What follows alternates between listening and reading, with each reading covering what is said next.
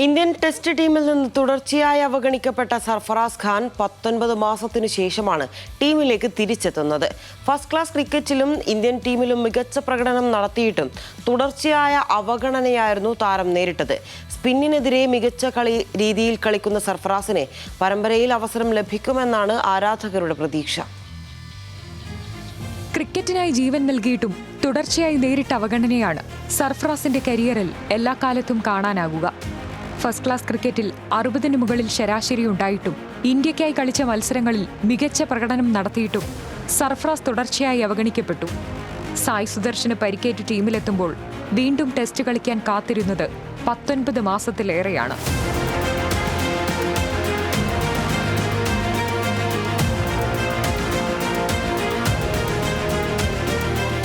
കഠിനാധ്വാനമായിരുന്നു സർഫറാസ് ഖാന്റെ കൈമുതൽ.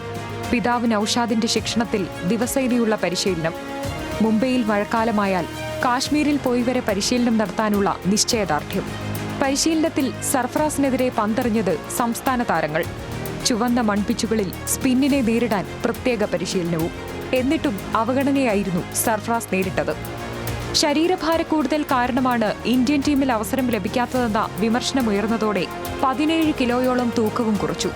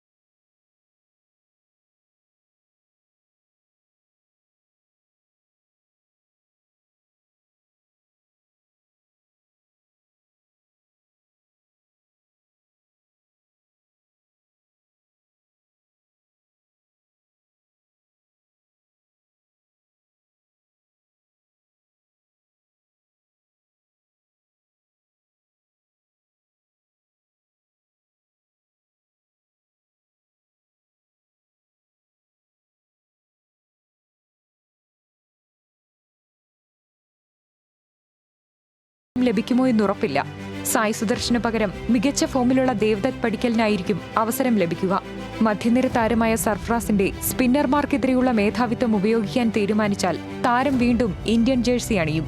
Sports desk, news Malayalam.